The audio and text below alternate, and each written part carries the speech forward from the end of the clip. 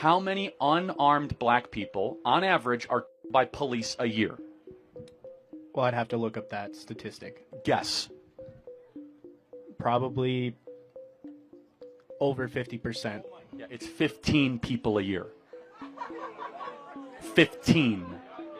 And that's not my number. That's the Washington Post that came up with it and did a national crime survey. And they even were generous, and they said unarmed, meaning you had a nearby or you had a knife that you dropped. So you're talking about police for an incident that happens 15 times a year in a country of 350 million people.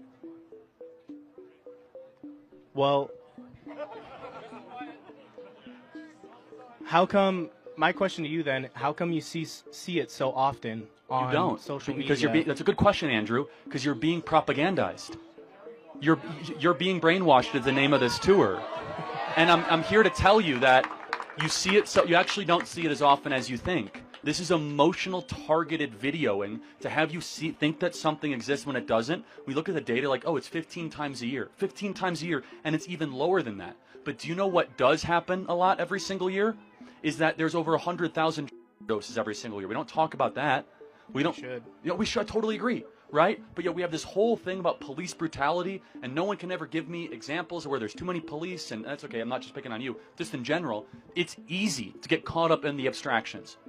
It's easy to get caught up in the parade and in all the bedlam. But when you dive into it, you realize that it's all brainwashing and it's propaganda.